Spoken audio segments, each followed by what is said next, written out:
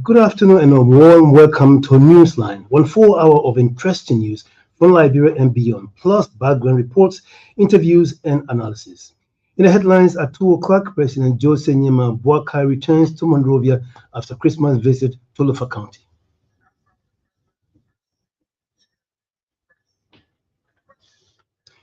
Vice President Jeremiah Kung concludes investigation into disparities between import costs and commodity prices. Labor Inspector Matthew Jones dismissed for allegedly issuing fake work permits to foreign workers. And away from home, Guineans await anxiously for the outcome of the country's first presidential election since the 2021 military coup.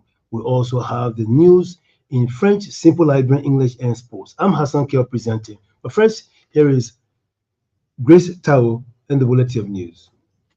President Joseph Boakai has returned to Monrovia following his annual Christmas visit to Lofa County. An executive mention release says the president's visit to Lofa was characterized by goodwill messages, reconciliatory engagement, town hall interactions, and development-related activities. During these engagements, the Liberian leader made brief stops and held discussions with residents of Polumatungia, Wasonga Town, and other areas in Foya District. The release termed the president's annual Christmas visit to Lofa as a long-standing tradition and a reaffirmation of his continued engagement with citizens at the grassroots level. Meanwhile, citizens of the county commended President Boakai for his leadership and stewardship over the past 2 years. Vice President Jeremiah Cohn is expected to submit a comprehensive report on the contradiction between input costs and the prices of major commodities on the market. According to VP Cohn, the comprehensive report will be submitted this week to President Joseph Boakai. On July 26, it can be recorded that President Boakai appointed the Vice President to chair a high-level presidential ad hoc committee to investigate the disparities between input costs and prices of basic commodities and recommend practical solutions for immediate action. At an appreciation dinner for Liberian business owners in Gantanimba County on Sunday, VP Cohn disclosed that the report, among other things, is recommending retail be exclusively reserved for Liberians.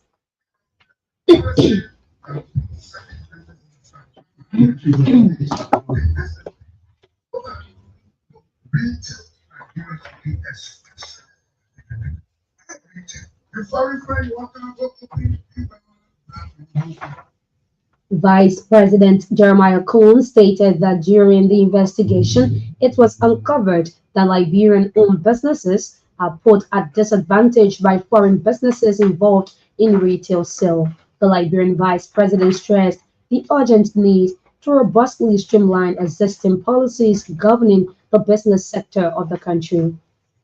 Labor Minister Councillor Kopo Kra has dismissed Labor Inspector Matthew Jones that's for allegedly issuing fake alien work permits to foreign workers for 1,000 United States dollars. Currently, all alien work permits are issued for 3,000 United States dollars. Minister Kra said the decision against Inspector Jones serves as a deterrent to anyone bent on engaging into criminal acts or malpractices that will tarnish the image of the ministry and the government. He warned staff of the ministry to be governed by moral ethics and values as the new year approaches.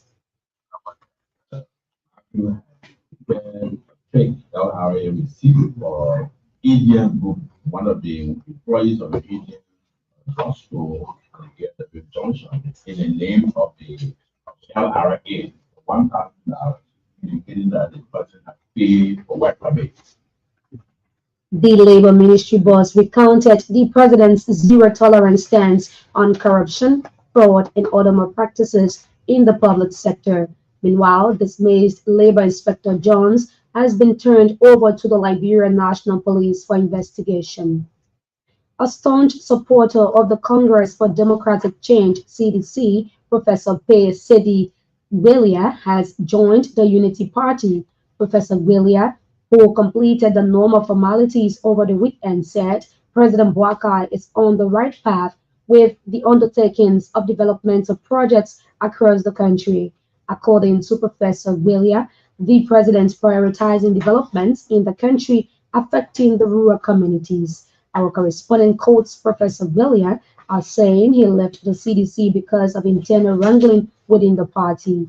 Meanwhile, the Unity Party Sino County chapter has welcomed Professor Willia and encouraged him to join efforts with the government to ensure growth and development. Liberia Revenue Authority (LRA) says it is intensifying its reform agenda for timely collection of the 2026 national budget. LRA Commissioner General Doba Jala named digital transformation, enhanced automation, and data-driven compliance as key steps the entity is taking. Speaking at a news conference Monday in Painesville, Commissioner Jala also disclosed robust nationwide taxpayer education and awareness campaigns as part of efforts to encourage compliance. Target is substantial and demanding. However, just as complex national reform require patience, planning, and persistence, we are confident that through discipline, institutional reforms, and collective commitments, Liberia can meet this challenge. The LRA bus wants every individual, institution, and business owner to be integrated into the tax system for the advancement of Liberia.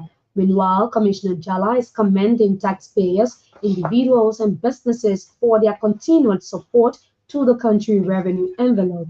At the same time, Liberia Revenue Authority Commissioner General Double Jala has outlined major achievements at the entity for the past 2 years. According to him, LRA recorded 818 million United States dollars domestic revenue in 2025 and also exceeded its 2024 outturn of 699 million by more than 119 million. Speaking at a news conference Monday in Painesville, Commissioner Jala reaffirmed LRA's steadfast commitment to institutional discipline, professional integrity, and systematic reform.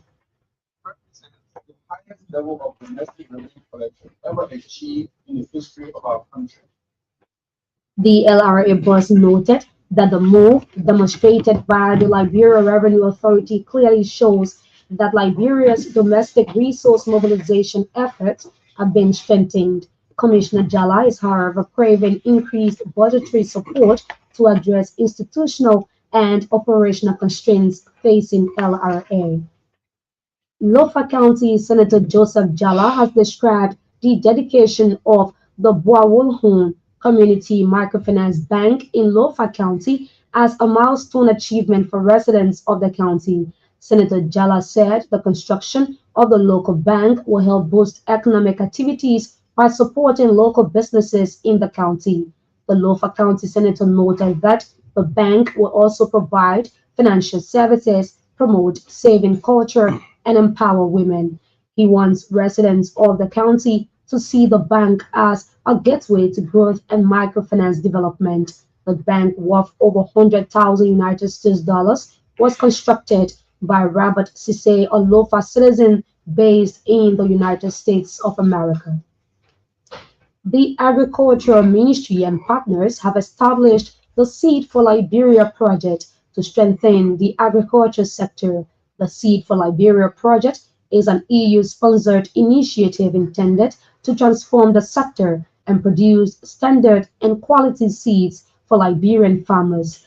Deputy Agriculture Minister for Technical Services, Solomon Head Williams, said the Seed project is also a component of the National Agriculture Development Plan for the country.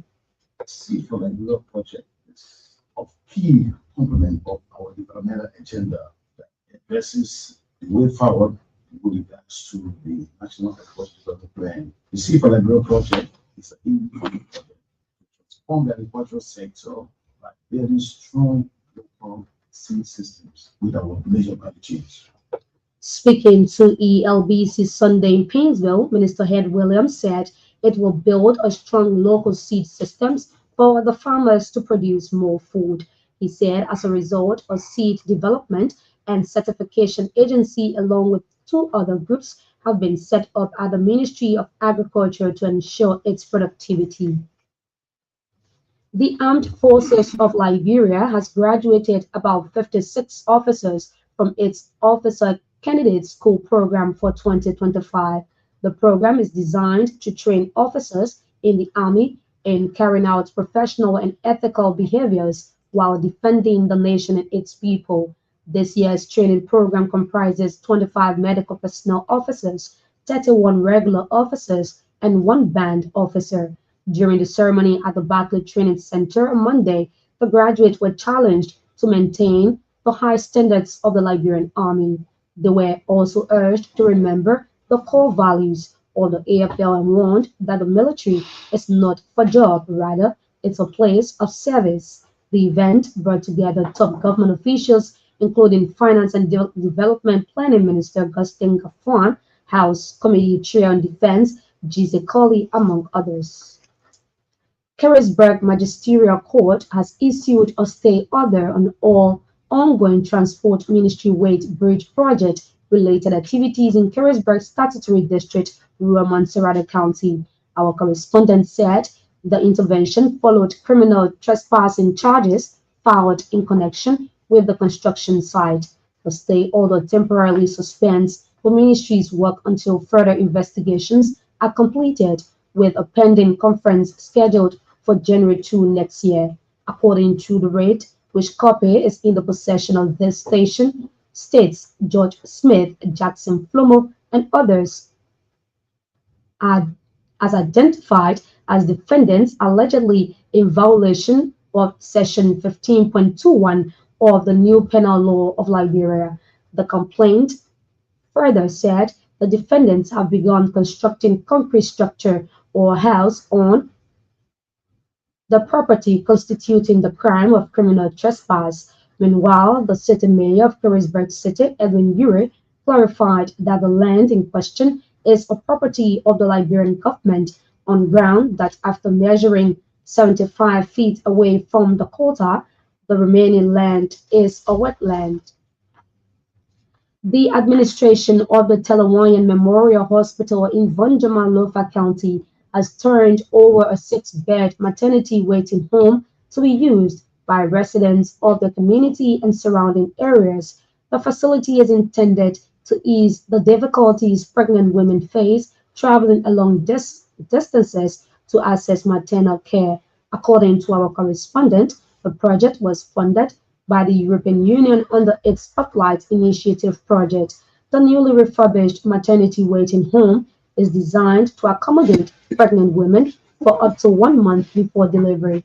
Meanwhile, the administration of the Telewanyan Memorial Hospital is encouraging the public to make full use of the facility.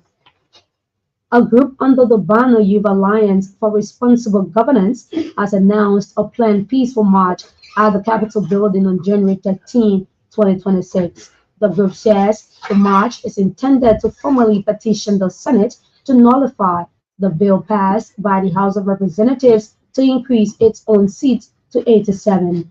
Recently, members of the House agreed to increase the seats at the lower house, adding additional 14 districts across 11 counties being termed as undemocratic. In a release, the Youth Alliance for Responsible Governance urged the Senate to reject such proposal from the House, quoting Article 80E of the 1986 Liberian Constitution. The Alliance described the proposed bill as undemocratic. Buffalo County District 2 Representative Luther Collins wants all mining companies operating in the county to buttress government's effort in the rehabilitation of roads in the district. Our correspondent quotes Representative Collins as committing to work along with mining companies passionate about carrying out development initiatives in the district. Representative Collins also highlighted that continued engagement between him and citizens of the district will enable him hold mining companies accountable of their social corporate responsibilities to the area. Meanwhile, representatives of various mining companies in the district have committed to communicate the lawmakers' desire through their respective voices. In another development, Buffalo County Senator Boto Kane has made a donation of rice and 20,000 Liberian dollars to the disabled community within the county. Receiving the items, the coordinator of the disabled community, Sickle Salif, said he thanked Senator Cannon for the gesture. And that's the bulletin.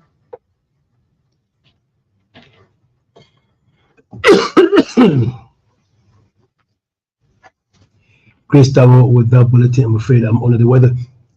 With that bulletin, she comes back later with our weather and our foreign news. Listening to Newsline coming to you from the radio service to the Liberia Broadcasting System.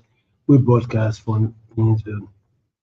One of the big stories we'll be following later. We'll be talking to AFL Chief of Staff, Major General Jefferson Fuller. But let's go to this one now, where President Joseph Nyimambuaka is back to Monrovia after concluding a 5-day productive visit to Lufa County.